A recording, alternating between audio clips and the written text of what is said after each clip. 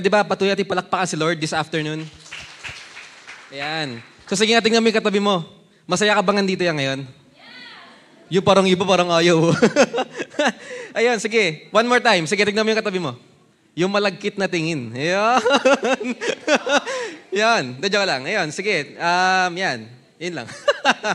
Ayun, as we move forward, thank you and we do appreciate you for coming every Sunday. And as we tackle yung ating second topic for this month, pinag-usapan natin nung nakaraan yung when our plans does not match God's plan, na ibinabasa natin ni Coach Micaela. And as we go through sa ating series ngayon ng Able to Believe, napag-usapan din natin last week na pwede siguro na marami tayong i-create na plano. No? Pero what if hindi yun nag-a-align sa plano ng Lord? Then it means na hindi yun mag-work out talaga. No? And sa kabila ng lahat, patuloy at sikapin pa rin nating maniwala na sa kalooban ng Diyos, dahil sa higit na mas alam niya dahil mas higit na alam ni Lord kung ano yung kung saan mas okay tayo, kung saan natin mas mararanasan ng kanya pagpapala. Amen ba? So ayun, pasensya na, kinakabahan ako. And ayun nga. So pero paano kung sinagot naman ni Lord yung prayers natin? No? Yung tipong nakakapaglingkod naman tayo, nakaka-attend pa rin tayo every Sunday. Masaya naman tayo sa sitwasyon natin nang biglang, makaranas tayo ng testings and shaking sa buhay. So anong gagawin natin? Yung tipong very unexpected na hindi pa nangangalahati yung taong 2024 pero parang sa December na tayo. Pero ngayon, pag-usapan natin, ano nga ulit yung pag-uusapan natin? So title po ng ating pag-uusapan ngayon ay When You Are Being Shaken. Ayun. Sige nga. So, paano na kung nakakaranas tayo ng testings or shaking sa buhay? Paano na kung pinahintulutan na mangyari ng Lord na masubok yung faith natin? Gaya ni Job. Pero pwede ba, bago tayo mag-proceed, tayo lahat? Ayan. Sino dito excited? Yun. Lahat tayo naantok pumalakpak? Yes! May mga palakpak sa gilid. Praise God. Dayon, sige, let's close our eyes. Let's pray. Lord, we just want to thank you, Panginoon, for this afternoon, Lord, that you gave to us, Lord. As we move forward, Panginoon, sa aming topic, Panginoon, when we are being shaken, Panginoon. Lord, patuloy po, Panginoon, that we ask for your guidance. We ask for your, sa pangungusap mo, Panginoon, sa bawat isa po sa amin. And me personally, Panginoon, as I deliver your word, Panginoon, itago mo lamang po ako, Panginoon, sa iyong likuran. Gamitin mo po, Panginoon, para ma-deliver ng maayos po, Panginoon, ng iyong salita. At kayo po, Panginoon, ang maggabay po sa amin. And we pray, Panginoon, and we open our hearts to, this afternoon, Panginoon, na hindi po kami lalabas, Lord, ng sanctuary na ito na wala po kami natututunan, Panginoon. And paano kami magiging equipped in times of shaking moments, Panginoon. And ngayon pa lang, Lord, we continue to give you all back the glory. And we claim the victory, Lord. In Jesus' mighty name we pray. Amen. Ayan, sige, po na tayo lahat. Yun nga po, and paano na kung dumadaan na tayo sa shakings? And ang pag-uusapan po natin ngayon ay iikot lang sa Book of Job. So, Coach, sino po ba si Job? Siya yung gumawa ng barko. Hindi, joke lang. Hindi, yan lang. So, alamin natin kung sino ba talaga si Job. And matatagbuan natin yon sa Job 1 verses 1 to 3. Ayan. So, sabay-sabay natin basahin. And 1, 2, 3, begin. There was a man who lived in a place called Uz. His name was Job. He was a good and honest man. He was afraid to make God angry. He refused to do evil things. Verse 2, Job had 7 sons and 3 daughters. Verse 3, he had 7,000 sheep and 3,000 camels. He had 500 pairs of oxen and 500 donkeys. He also had many servants, and he was the richest person in the east part of the world. So kung sa binasa natin, ano ba yung traits ni Job? So, sino nga ba talaga siya? So sabi doon, Job, he is a good and honest man. Ano pa? Job, he fears God. Ano pa? He refused to do evil things. So in all things, he's making sure na lahat ng ginagawa niya is pleasing to the eyes of the Lord. Ano pa? So sabi doon, Job had 7 sons and 3 daughters. Ano pa? Job had 7,000 sheep, 3,000 camels, 500 oxen or cow, and 500 donkeys. So kung titignan natin dito pa lang, madami na siyang resources. So ibig sabihin si Job ay mayaman. He is wealthy. Ano pa? And he was, Job had many servants. And lastly, and he was the richest person in the east part of the world. So ibig sabihin si Job hindi lang basta-basta. So gaya ng binasa natin, si Job ay mayaman and he is well known dun sa lugar nila. And kung iisipin natin, yung buhay ni Job talagang blines ni Lord eh.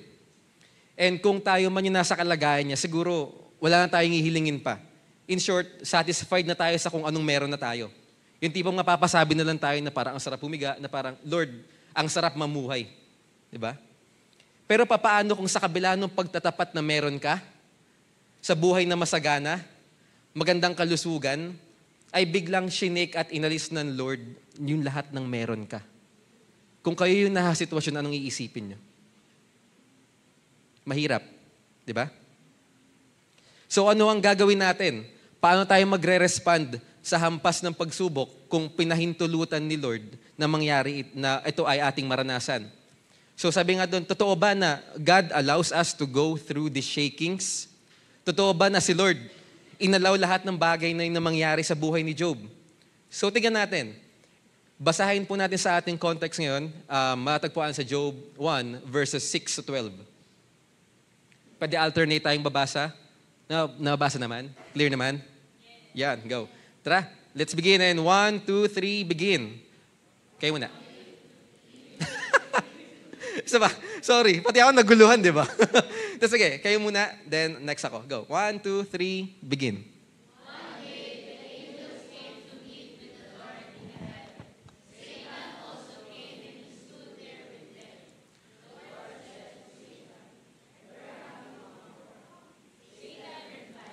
I have been watching the things that happened there. Verse 8, then the Lord said to Satan, you have seen Job, who is my servant. What do you think about him? There is no one on earth that is like him.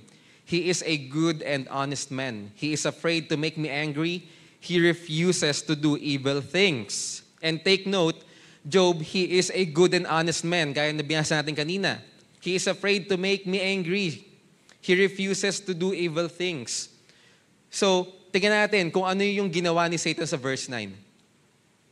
Satan answered the Lord, there is a very good reason why Job obeys you. And verse 10, you do not let any bad things happen to him. You keep him, his family, and all his things safe. You have given him success with everything that he does. His many farms, animals are everywhere. And verse 11, you should take away from him all the things that he has, then he will certainly curse you very strongly. So sabay-sabay natin basahin yung verse 12 and 1, 2, 3, begin. So the Lord said to Satan, I agree to give you power over all the things. You must do nothing to hurt Job himself. After that, Satan went away. So sabi dun sa binasa natin, inalaw ng Lord na maranasan ni Job ang mga pagsubok na gagawin sa kanya ni Satan. And take note, hindi pinaparusahan si Job doon, pero pinahintulutan ng Lord na mangyari yun sa kanya. Kasi magkaiba yung pinarusahan sa pinahintulutan. Okay? Then, ibig sabihin po pala, ang shakings, hindi lang ito nangyayari para sa ikakasama natin. But God allows us to go through these shakings for us to be molded. Amen? So it's not because God wants us to suffer pag dumadaan tayo sa shakings. Ano pa ba yung mga shakings na pinagdaanan ni Job? So sino dito pala may mga pinagdaanan ngayon? Yung parang recently, these past few weeks, parang hindi mo alam kung bakit ka dumadaan sa mga ano. Ayun, gusto ko yung mga taas na ganun. Na yun. And what are the testings that Job encountered? Tignan po natin sa verses 13 to 15. Ang first testing ni Job ay Job lost all of his resources. So basahin natin sa verse 13 to 15. Isang araw, nagkakainan at nagiinuman ang mga anak ni Job sa bahay ng kanilang panganay na kapatid na lalaki. Sa 14, walang ano-ano'y dumating kay Job ang isa niyang tauhan. Sinabi nito, Kasalukuyan po naming pinangaararo ang mga baka at nanginginain naman ng mga asno or donkey.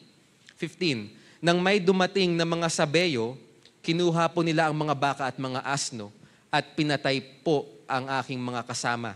Ako lang po ang nakatakas upang magbalita sa inyo. So sabi doon, sino ba yung mga umatake? Sabians. So ibig sabihin, sino ba sila?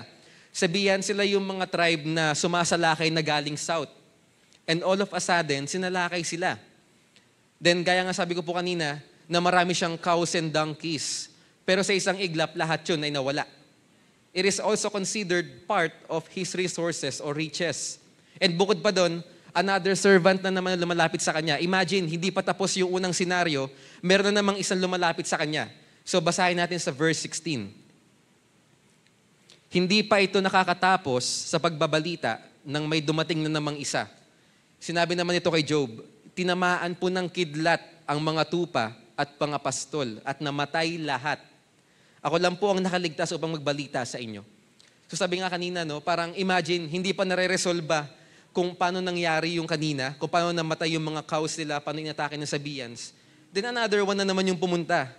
And take note, nagasalita pa yung nakaligtas again na servant. Meron na naman tumatakbo na isa. So, basahin natin sa verse 17. Sige, sabay-sabay natin basahin. And 1, 2, 3, begin. Hindi pa ito halos tapos magsalita na may isa na naman dumating. Ang sabi nito, sinalakay po kami ng 3 pangkat ng mga Kaldeyo. Kinuha nila ang lahat ng kamelyo at pinatay ang aking mga kasama. Ako lang po ang nakatakas upang magbalita sa inyo. Kita niyo po, sa isang iglap, nawala lahat ng ari-arian niya. Maaring pinundar niya yun, maaring pinaghirapan niyo yung mga yun, pero ganun din po sa buhay natin. Maaring may mga kanya-kanya tayong pinupundar, pinag-iipunan, pinaghihirapan, at sa isang iglap, nawala ang lahat. Doon na po ba natapos ang testing ni Job? Kung katanungin ko kayo, sa tingin niyo doon na ba natapos? Ayan na. Hindi pa more pa daw. Ngayon, so tingnan natin. And hindi pa natapos doon yung, dahil bukod sa resources niya nawala, meron pang mas mabigat dito. And yung pangalawang testing doon is, Job lost his family. Basahin po natin sa Job 1 verse 18. Hindi pa rin ito halos tapos magsalita nang may dumating na namang isa at nagsabi, habang ang mga anak po ninyo ay nagkakainan at nagiinuman sa bahay ng panganay nilang kapatid. 19, hinampas po ng napakalakas na hangin ang bahay at bumagsak. Nabagsakan po sila at namatay lahat. Ako lang po ang natirang buhay upang magbalita sa inyo. So, imagine natin, pwedeng this year, nawalan ka ng mahal sa buhay. Pwedeng this year, yung tipong kasama mo lang kahapon, pero kinabukasan wala na. Ang hirap bumangon, ang hirap umusad, ang hirap magsalita ng kaya ko pa kung pamilya na natin yung inaatake ng kaaway. Sino mag-a-agree dito? Siyempre, hindi ko alam kung ano yung pinagdadaanan natin. And there are times siguro, bago ka pumunta dito, baka meron ka nakaalitan. Pwedeng sa inside ng family, pwedeng circle of friends mo, pwedeng kung sinong malapit sa'yo. Kung tayo yung nasa posisyon ni Job, ano yung mararamdaman natin sa tingin nyo?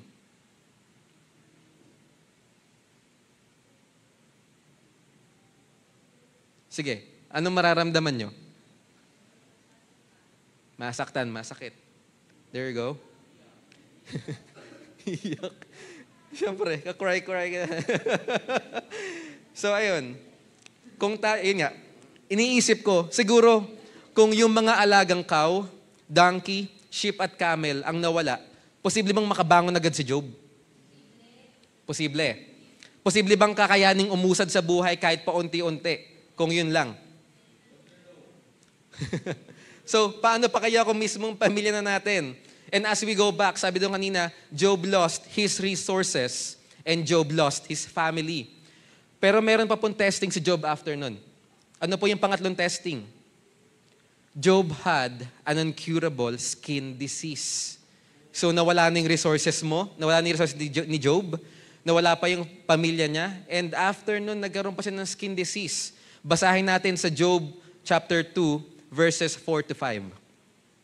So sabi doon, Satan answered the Lord, "A man will always take care of his own body. He would do anything to save his own life. So now, cause Job to have great pain in his own body. Then he will certainly curse you very strongly."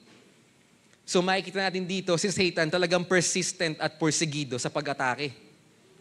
Kanina nga, di ba? Job lost his resources, his family, and now nagkaroon naman siya ng sakit. The Lord knew na hindi deserve ni Job yun nangyari sa kanya, pero pinahintulutan pa rin ni Lord na mangyari ito sa kanya.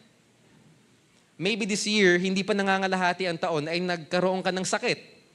Or kung hindi man ikaw, siguro isa sa pamilya mo, pwedeng naka-admit sa ospital, nagkaroon ng hindi maipaliwanag na sakit, kaya patuloy na naggagamot. And imagine, hindi pa siya nakakabangon sa sitwasyong yun na kinakaharap ni Job, meron na namang bago. And I don't think kakayanin natin ang sunod-sunod na pangyayari na para bang wala na tayong time para huminga. So yung mga testings na nararanasan ni Job noon, maaaring nararanasan din natin ngayon. So ano pa? Pang-apat na testing. Sabi doon, Job encountered shakings in relationships. So, nawala yung resources niya kanina, nawala din yung, sa family niya, nagkaroon siya ng sakit, and now, nagkaroon siya ng shakings doon sa relationships niya. Yung una, he encountered shakings in relationships sa kanyang wife. His wife. Yan. Ano po sabi sa chapter 2, verse 9? His wife said to him, "You cannot continue to trust God. Instead, you should curse God and then die." Anong mafe-feel mo kung yung taong malapit sa'yo? O yung pamilya mo sabihin sa iyo? Yung in times of shaking, imbis na i-comfort ka, sabihin na sa'yo, i-curse mo na si Lord, then mamatay ka na. Di ba, imagine mo kung ikaw yun. Anong mararamdaman natin? Yung hindi mo naman ginusto yung pangyayari, pero dahil inalaw ng Lord, na maranasan natin yun, wala tayong magawa kundi magtiwala sa Kanya. Yung siya na lang ang meron ka, pero sinabihan ka pang mamatay ka na. Siguro, ibahin man natin, hindi mamatay ka na, pero sabihin sa'yo na, bahala ka na sa buhay mo. Kaya mo na yan. Hindi ka namin kailangan, uusad kami mga magtotropa ng wala ka. No?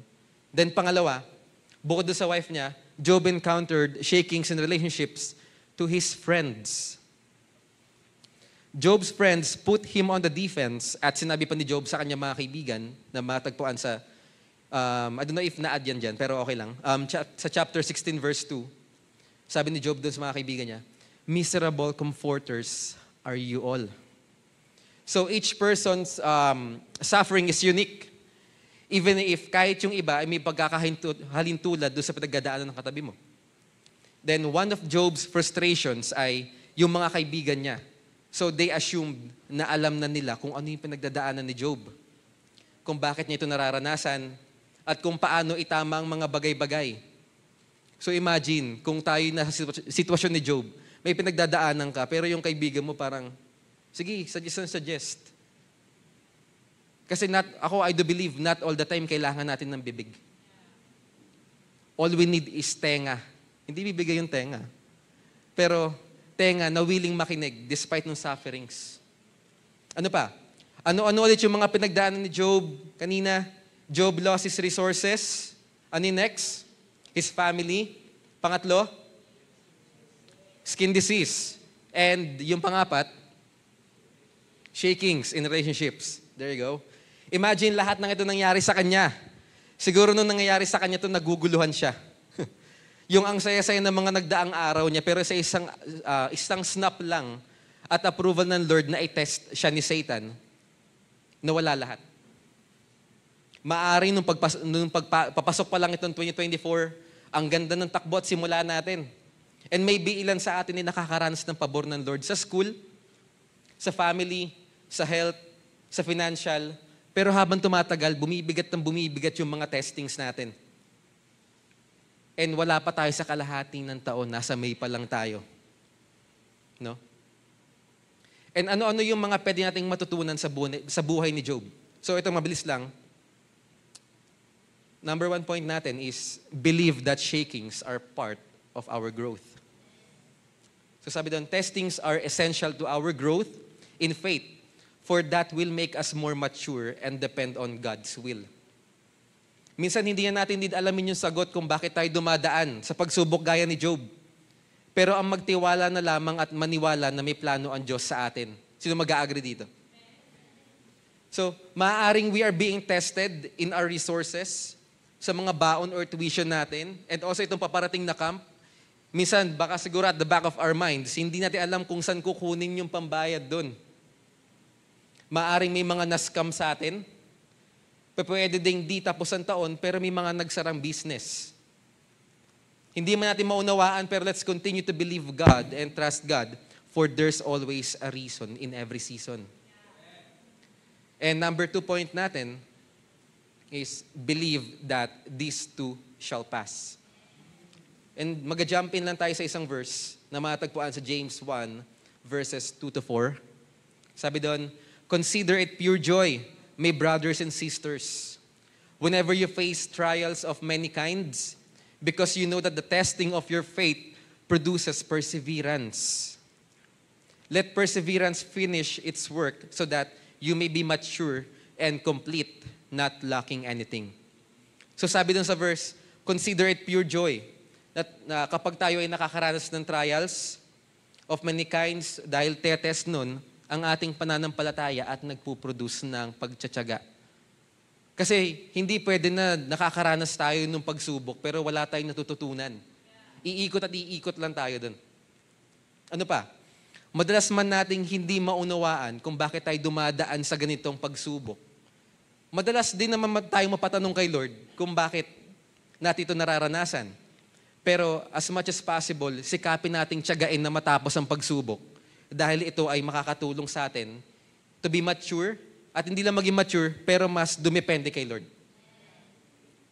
And sabi mo sa katabi mo, ngayon lang yan. So kung may testings ka man ngayon, kasi simpleng pagtapik lang, nakaka-encourage yan. Sige, tignan mo yung katabi mo. Ayun, no? Grabe, isa na pogi. Yan, sabi mo sa katabi mo, ngayon lang yan. One more time, sabi natin, ngayon lang yan. And yung last point natin ay ang sabi doon is, believe that God can restore what's have been lost and broken. So, niniwala ba kayo na kayang ibalik ng Lord yung lahat na nawala sa atin? So, Job did not understand why he had to suffer so much. Nakita natin si Job expressing your heartache niya, yung galit at sakit na nararamdaman niya, at yung paghihirap na inalaw ng Diyos.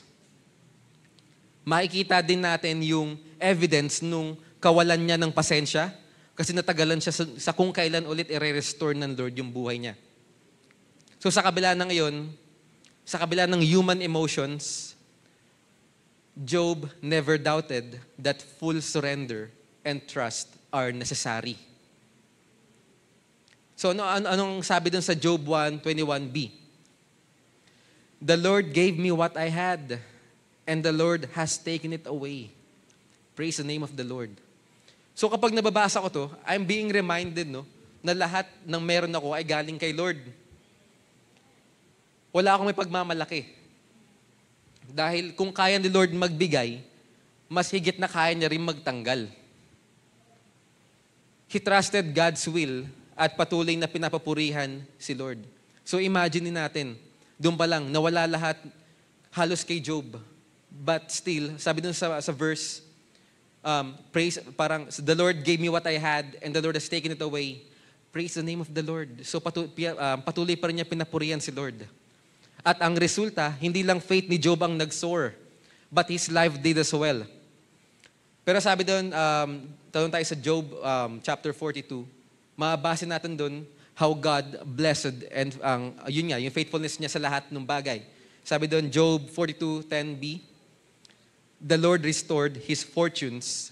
In fact, the Lord gave him twice as much as before.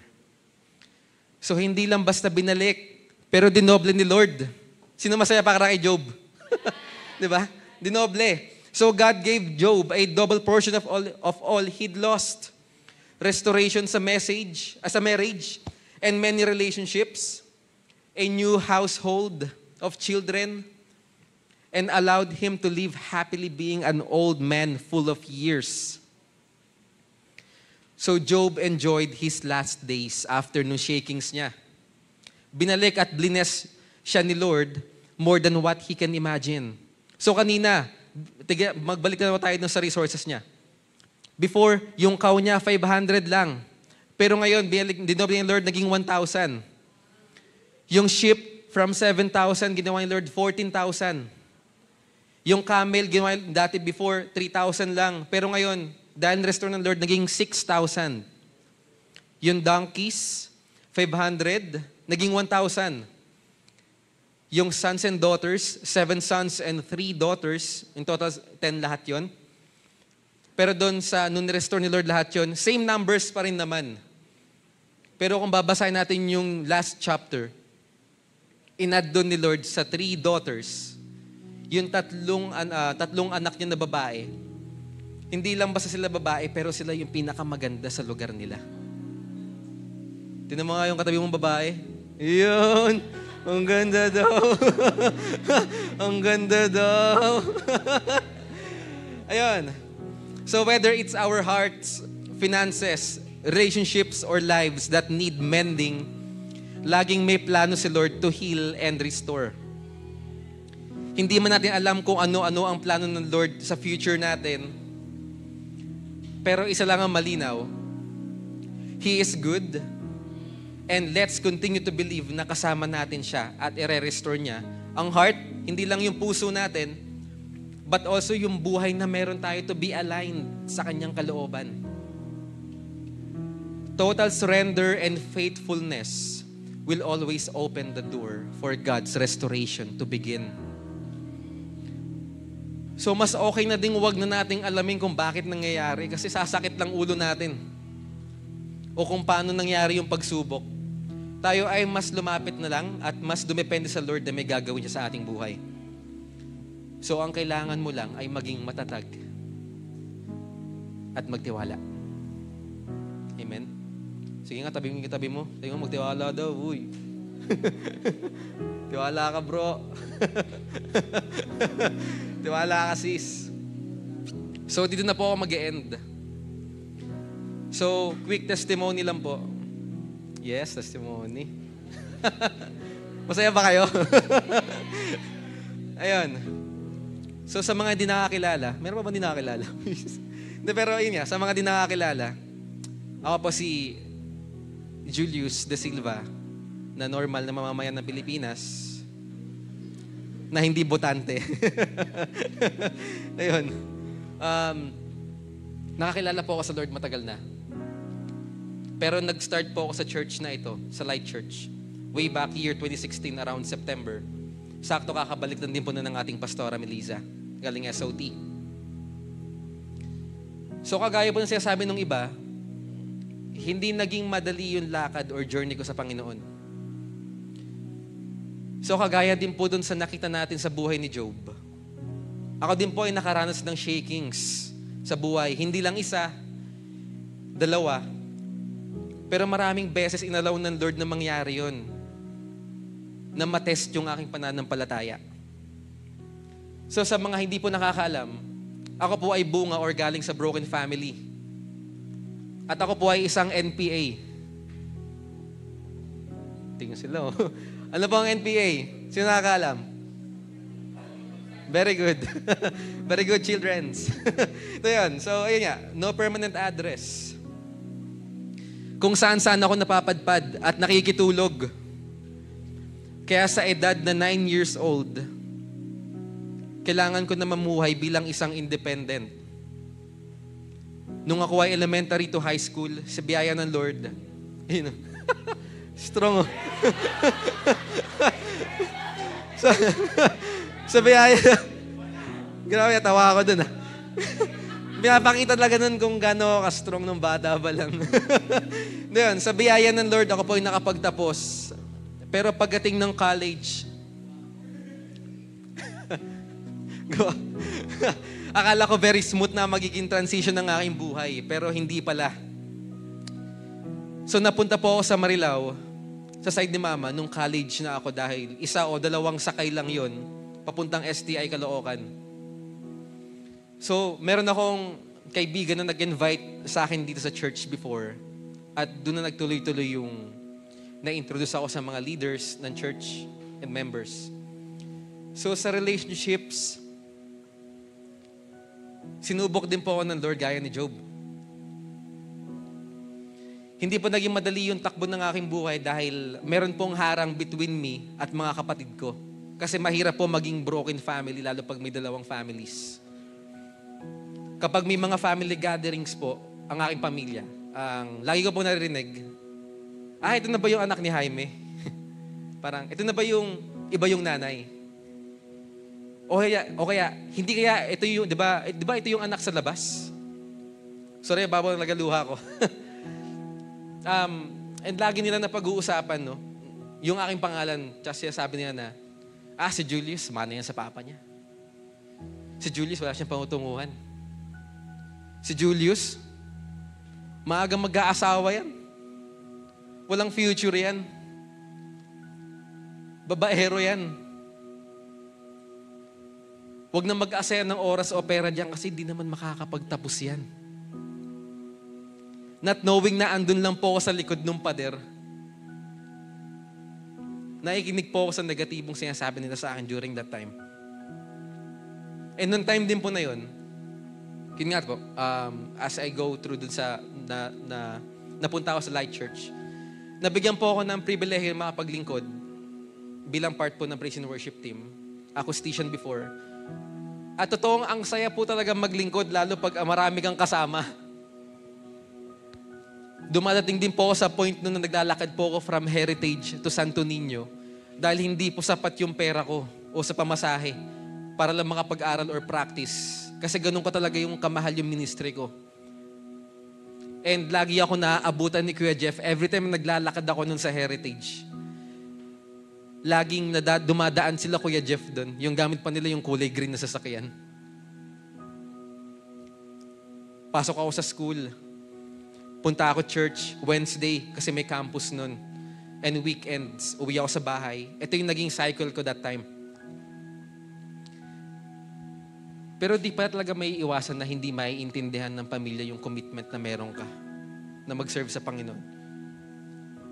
Nagkaroon ng diskusyon nun sa bahay at karamihan sa kanila nun ay galit sa akin dahil puro daw ako church. Kaya lang daw ako tinanggap sa bahay dahil sa mama ko. Wala na din daw maibigay na pangkain sa kanila. So in short, palamunin ako. Yun ang labas ko sa kanila. Madalas din nun, absent ako sa school. Kahit gusto kong pumasok dahil wala na akong baon. Puro promissory notes dahil wala na maihulog sa tuition fee ko. Kaya hindi ako nakakapag-exam. There's also an incident na sumugod siya sa church. Sa kabila pa yon. Dahil sa pangyayaring yon, at kung titignan, ako na nahihiya sa sarili ko. Di ko ginusto na mangyayari yun. Kung meron lang akong pagkukuhaan ng pera, bakit hindi? Iniisip ko din doon na baka kung may pagkukuhaan ako ng pera, baka naiwasan ko tong gulong to. Sa resources, nawalan din ako ng resources gaya ni Job. Pero na to the full extent na may mga baka din ako. Wala ako nun. Kung iisipin natin, okay naman, may pagkukuhaan naman ako ng pera dahil nakakakuha naman ako ng monthly na sustento sa aking magulang dahil ang mama ko ay OFW at papa ko ay senior technician sa Angat Dam. Pero ganun pala talaga, no? Darating at darating ka sa punto ng buhay mo na wala nang magsusustento sa'yo. Kaya ang kailangan ko nun ay magbuhat ng buto or in short ay magtrabaho. Pero may part sa puso ko na bakit ko nararanasan to? Kung kailan ako nagsuserve sa Lord, bakit ang bigat ng pangyayari sa buhay ko? Dumating din ako sa point na sana pinanganak lang akong mayaman para hindi nahihirapan yung mga tao sa paligid ko. Lalo yung magulang ko. Sana hindi rin kami minamaliit ng mga kamag-anak namin. So syempre, dahil nga persistent ako sa part ko na gusto kong mag-apartment na lang ulit, nirequest ko ulit sa mama ko na, mag-apartment na lang ulit ako. Dahil every time na umuwi ako sa bahay nun, wala nang food na natitira. Hindi ako tinitiran ng maliliit na, kahit maliit na ulam lang, or kahit yung kaning lamig, o kahit yung kape man lang, kahit pampainit lang ng tiyan para makatulog ako. Tapos lahat ng stock ng food nila ay nakatago dun sa kanilang kwarto. Tapos even yung wifi nila, napalitan din yung pangalan. Nakalagay doon, bumili ka ng sayo. Nakakatawa, pero ang sakit sa akin nung time na yun, parang, paano ka bibili? Lang akong pera.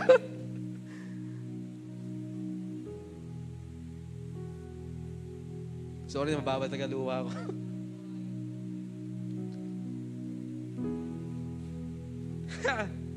Sorry. So, gabi-gabi nun, umiyak ako lagi. Parang ngayon lang. Joke lang. Isa na lang yung panalangin ko nun.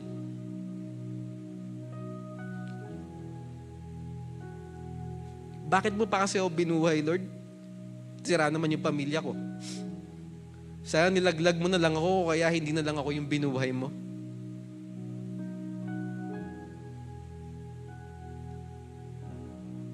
Patayin o kunin mo na lang kaya ako, Lord, yung tipong gigising na lang ako sa umaga na. Yung hindi na ako magigising sa umaga.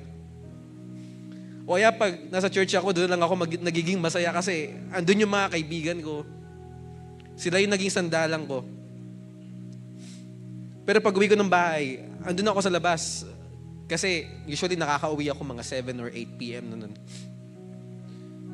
Nandun lang ako sa duyan. Nag-iintay ako mag-1 a.m. para papasok na lang ako pag tulog na silang lahat. Para makapagpahinga na rin ako. May point din na candlelight service kinabukasan. Nag-rehearse kami. And si Nanay Lisel nun, pinahatid ako kay Tito Asyo. Gamit yung sasakyan dati ng church. Pag-uwi ko ng bahay, may mga box doon sa labas ng pintuan. Nagulat ako. Kasi lahat ng gamit ko nandun. Nakakayaman aminin, pero sinisagawan ako ng tita ko, narinig yung lahat ni Tito Asyo. Kaya hindi siya umalis agad nun. Tsaka pinakuha niya sa akin yung mga gamit ko. Then nag-usap lang sila noon that time and umalis na din kami. Tanda ko yung time na to. Hinawakan lang ni Tito Asyo yung kamay ko, tapos sabi niya sa akin, okay lang yan, may malaking plano si Lord sa'yo. Pero at the back of my mind, sinusumpa ko yung sarili ko, bakit pa ako nabuhay? Puro kahihiyan, pinagkatawanan ako, lagi akong pinag-uusapan patalikod, lagi akong hindi belong sa circle. At syempre, alam natin kung saan yung bagsak ko nun. Sa Family Benedicto. So, tumira ako doon ng alos 1 buwan. So, shout out kay Tatay Emil, Mami Lizelle, Nanay Meli. So, sobrang... Thank you. Grabe, bibigyan ka to ng ano. Anong gusto mo, Dre?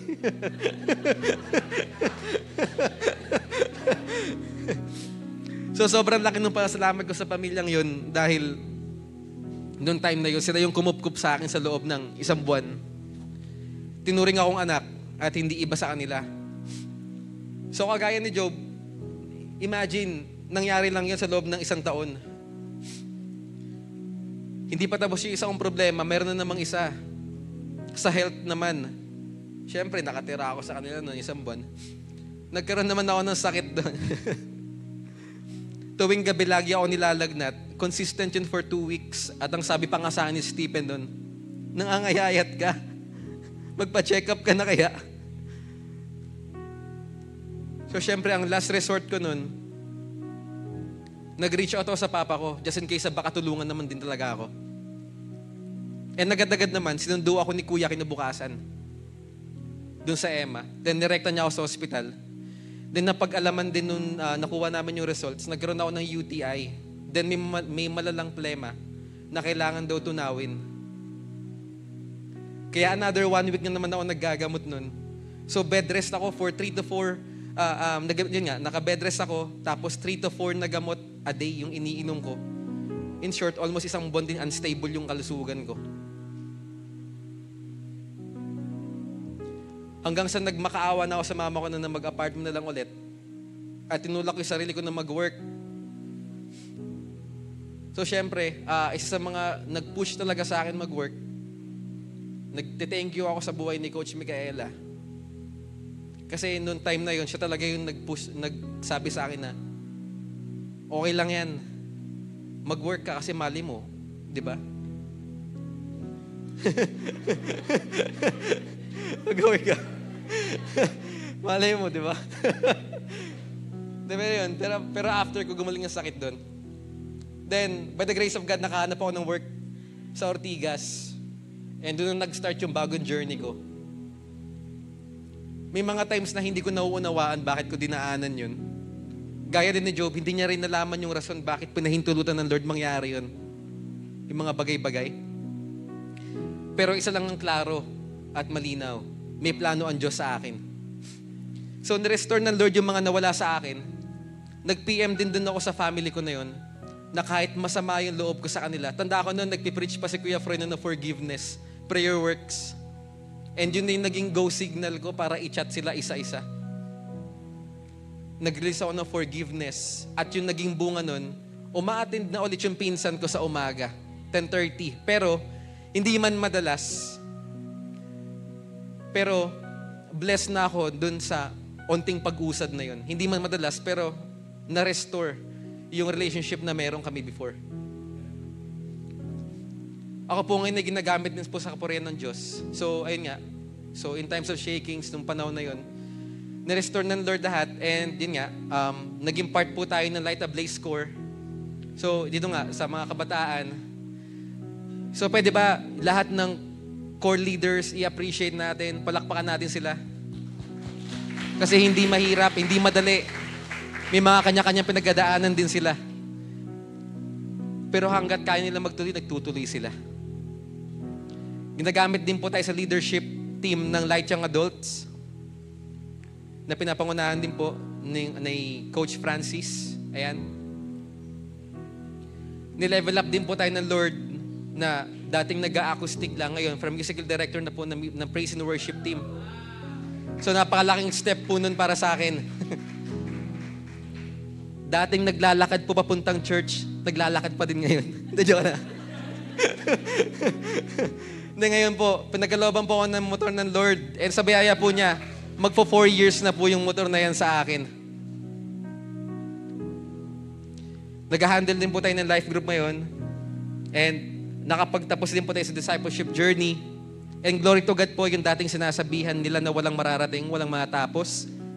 Napag-aral ko din po ang sarili ko at nakagraduate din po ako this year with a degree of Bachelor of Theology po sa Far Corners International Theological Seminary po.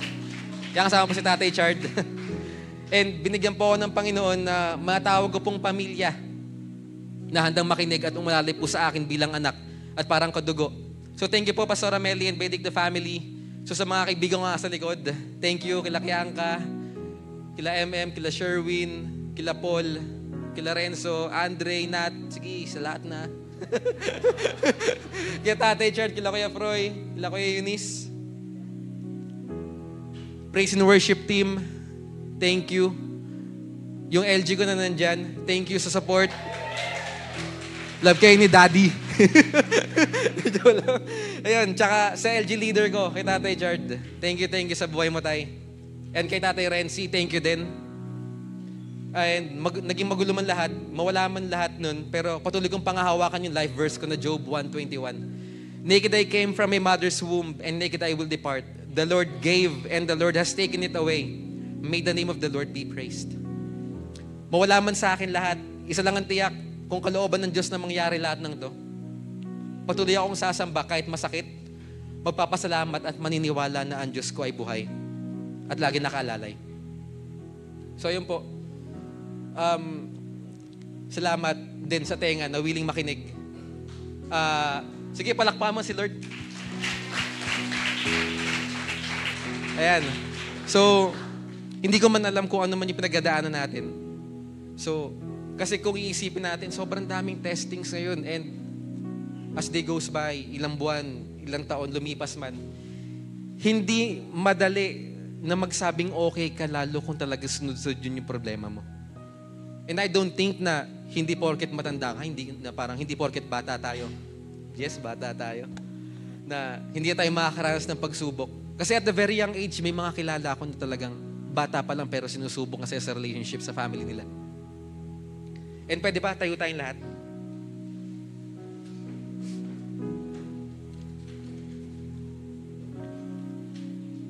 Let's continue to contemplate. And maybe this afternoon, let's acknowledge yung mga undealt issues na meron tayo. Yung mga na-experience natin. Yung mga testings and shakings na meron tayo.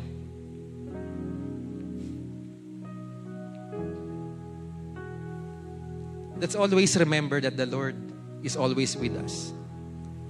So kung wala man naniniwala sa'yo, family mo man, trust me in this. Si Lord naniniwala sa'yo, and imagine if He is looking at you right now.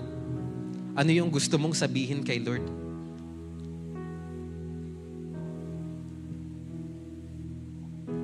Ang hirap ang babante. Ang hirap tumuloy. Lalo, sabi nila, bata pa lang ako. And may mga time sa atin, hindi ko man alam, may mga ilan sa atin, yung may mga persecution mismo dun sa mismong bahay nila.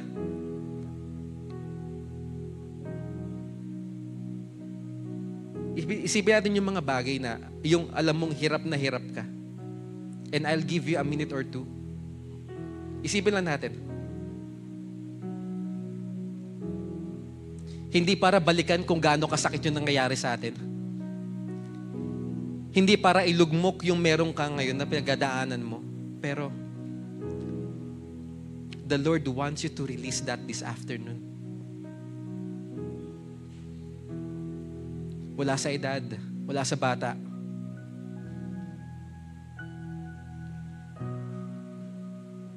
Pwede ba hawakan natin yung ating puso ngayon and as we contemplate? Pick lang tayo.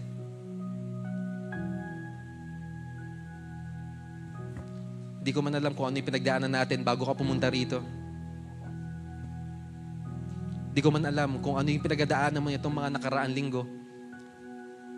Mga nagdaang buwan.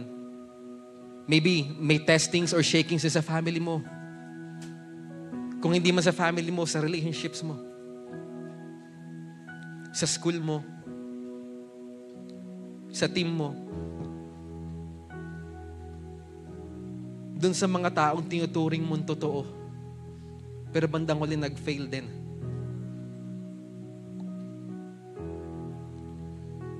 Doon sa family mo, kung meron man mga naka-admit ngayon sa hospital, you don't even know kung saan kukuha ng pera. Nawalan kayo ng resources, nabaon kayo sa utang. Wala kayong pambayad ngayon sa tuition fees nyo, sa bills nyo.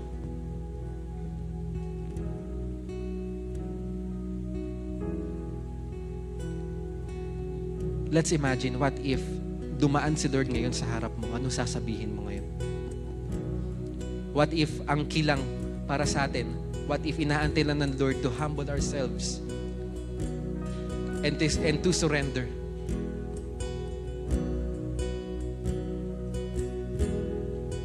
And as we sing this song, let's continue to. Are you hurting and broken within? Overwhelmed by the weight of your sin, Jesus is calling. Have you come to the end of yourself? To your thirst for a drink from the well, Jesus is calling. Come on, and let's sing this song. Let's lift our hands. Oh, come to the altar. The Father's arms are open wide. Forgiveness was bought with the precious blood of Jesus Christ. Oh, come to Let's continue to declare the this song. altar. The Father's arms are open wide this Father's afternoon. arms are And all He's open asking is for wide. you to kneel down, to humble yourself. Forgiveness was brought with the precious blood of Jesus Christ. Just imagine, the Lord is looking at you right now with the open arms wide open. And He's calling you this afternoon.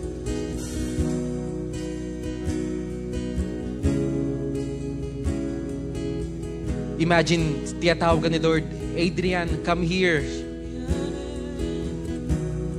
JJ, come here. Pat, I'm here. So all you need to do is to come to me.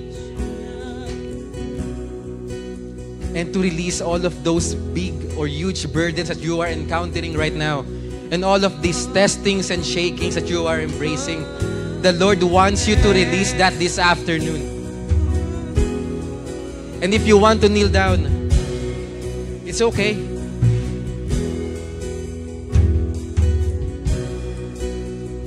Leave behind your regrets and mistakes. It's okay to move forward. Come today, there's no reason to wait.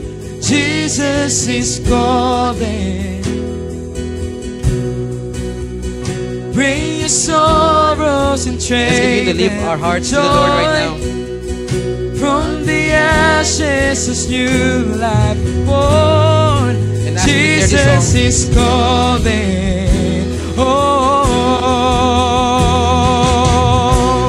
Oh, come to. Let's continue to sing this song and declare to the Lord right now. The Father's And He is arms forgiven. are open wide. His arms are wide open this afternoon. If you want to come to move forward, then you do it. The precious blood of Jesus Christ. Oh, come to the altar. The Father's arms are open wide. Forgiveness was brought. Come on, I know that you can do better than that. Let's continue to lift our hands and sing this song right now. Jesus Christ, oh come to the altar. The Father's arms are open wide. Forgiveness was brought with the precious blood. Oh, what a Savior! Isn't He wonderful? Sing hallelujah, Christ is risen. Bow down before Him, for He is Lord of all. Sing It's okay to be vulnerable right now. It's okay to be open book right now sa Lord. The Lord is asking you to release that. Lahat ng heavy burdens na meron ka this afternoon. Let's continue to sing. Let's continue to offer praises. Let's continue to offer worship to the Lord right now. The Lord is asking you. The Lord is waiting with you. Hallelujah, Christ is risen. Bow down before Him. Bow down before Him, for He is Lord of all. Sing hallelujah, Christ is risen. And we'll sing. Oh, come to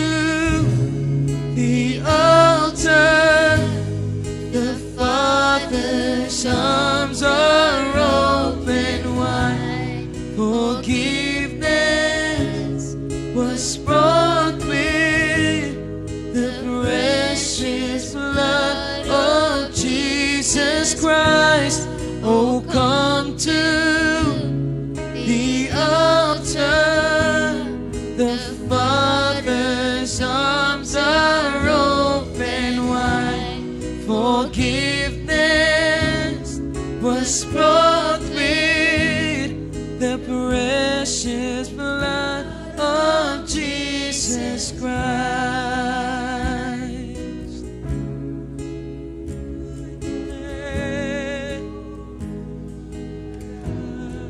Right now, Light of Blazers, this is the moment where you can be transparent to the Lord.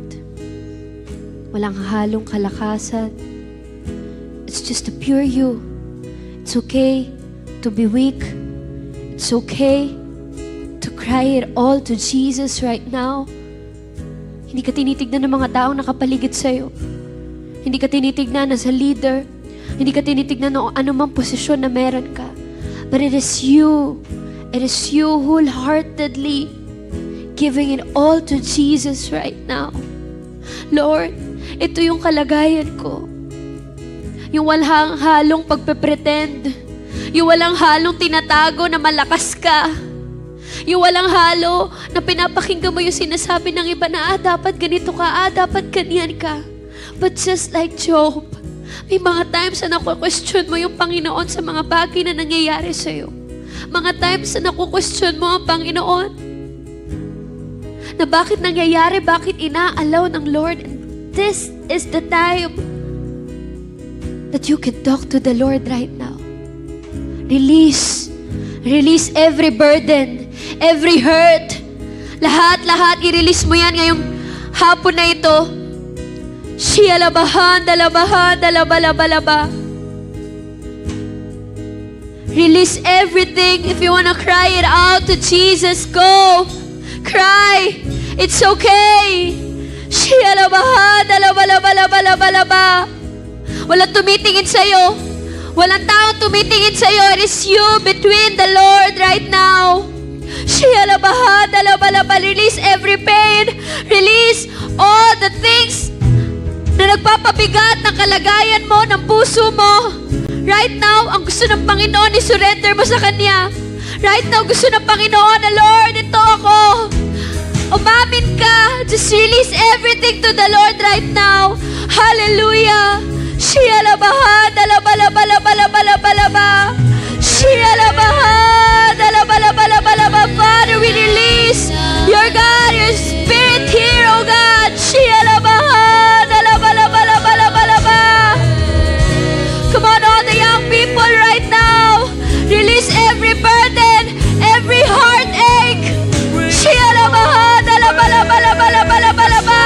Maybe yung mga pinagdaanan ni Job, pinagdaanan mo rin.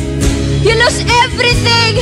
But right now, God is telling you, I will restore everything. Shiyalabahan, dalabalaba. Shiyalalabahan, dalabalaba. Holy Spirit, flow. Shiyalabahan, dalabalaba. Oh, come to the altar. The Father's arms are open wide. Forgiveness was brought with the precious blood of Jesus Christ. Oh, come Come on, just come. the altar. Come to the altar. Father's arms are open wide. Forgiveness was brought with the precious blood of. Oh, what a Savior! Isn't He wonderful? Sing hallelujah! Christ is risen. Bow down before Him, for He is Lord of all. Sing hallelujah! Christ is risen. Oh, what a Savior. Come and sing with all of your hearts. Isn't He wonderful?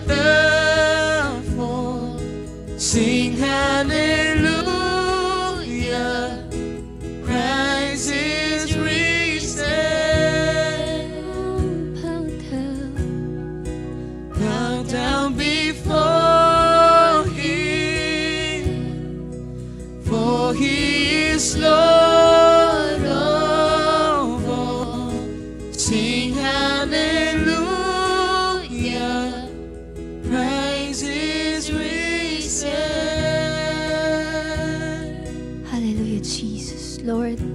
Nakikita mo po, Panginoon, ang puso ng bawat isa sa mga anak mo. You know every pain. You know every suffering, oh Jesus. And Lord, we pray, Panginoon, ano man ang mga bagay na pinagdadaanan nila,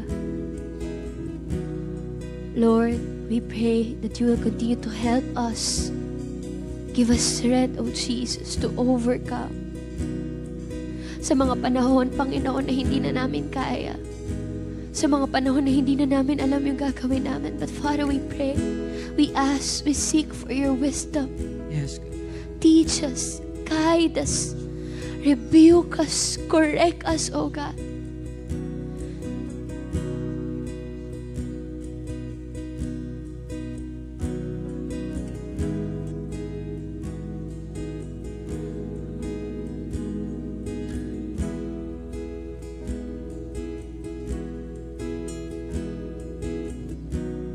Shilabah talabase.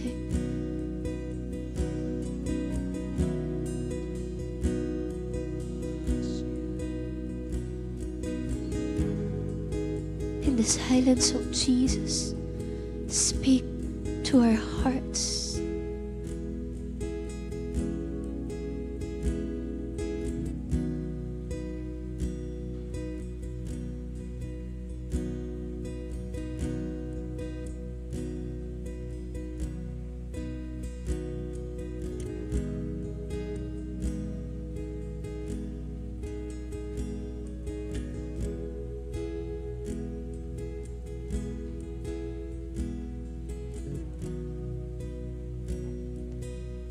There be the comfort of God be upon you.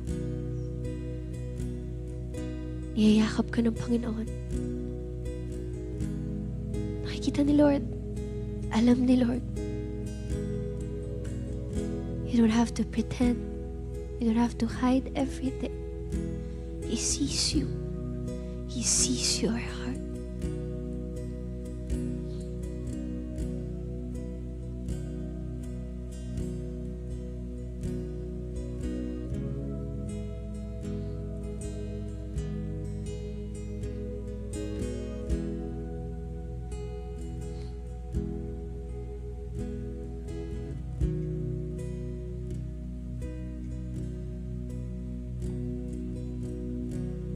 Oh, come to the altar. The Father's arms are open wide. Forgiveness was brought with the precious blood of Jesus Christ. Oh, come to the altar. The Father's arms are open wide. Forgiveness was brought with the precious blood of Jesus Christ. Lord, we thank you, Jesus. We thank you for your wonderful word, Panginoon, na binabasa amin, Panginoon. We thank you, Lord God, now that we know that shakings is just a part for us to grow. It's just a part of our journey for us to mature more, deeper and deeper, oh Jesus. But Lord, as we go through the shakings, Panginoon, Father, we pray, samahan mo kami, Panginoon. Samahan mo kami, Panginoon. And may mga times na, Lord, we're about to give up. Lord, hawakan mo kami, Panginoon. Huwag mo kami lang basta bitawan, Panginoon. Lord, sinabi mo sa iyong salita, Panginoon, you will never leave us nor forsake us, oh Jesus. Lord, ngayon pa lang, ano man ang kakaharapin namin, we are ready for more of you and less of us, oh God. Lord, we thank you. Salamat, Panginoon. Salamat, oh Jesus. Naniniwala kami, Panginoon, that these shakings won't ever stop us, Lord God, to grow deeper and deeper to you, Jesus. Lord, salamat, Panginoon, sa iyong servant, Panginoon, na ginamit. Lord, continue to bless him, Lord God, abundantly. Bless him, body, soul, and spirit, oh Jesus. Lord, lahat ng mga nawala sa kanya, Panginoon, Father, I speak, Lord God, you will continue to restore everything, oh Jesus. Lord, ano man ang mga bagay na pinagpipray niya, ano man ang mga bagay na dinidesire ng puso niya, Lord, you will grant it by your due time, O God, by your perfect timing, because naniniwala kami, Panginoon, you, the Lord, will make it happen, O Jesus. Lord, maraming salamat. Pwede ba ngayon pasalamatan natin ang Panginoon? Ngayong hapon na ito, salamat, Panginoon. Salamat sa victory. Salamat, Panginoon. We are overcomers, oh Jesus. Hallelujah. Thank you, Jesus. Thank you, Holy Spirit. Hallelujah. Come on, let's lift up our hands to the Lord, our both hands to the Lord as we receive the blessing of the Lord. May the Lord bless you. I receive. May the Lord face shine upon you. I receive. May the Lord give you joy. I receive. May the Lord give you peace, I receive. love, I receive. comfort, I receive. and may the Lord gives you faith. I receive. In Jesus' mighty name we pray. Amen and amen. Pinaka-the best na palakpak para sa ating Panginoon. Can you just hug somebody right now? Lalaki sa lalaki, babae sa lalaki. Mon, yakapin mo yan. Yakapin mo ng buong puso. Amen. Amen. And just give the love of God. I-share natin yung love na yan. Amen. So maraming salamat po. Maraming salamat for staying and worshiping with us. Tapos na po ang ating gawain. Maraming salamat po and shine for Jesus. See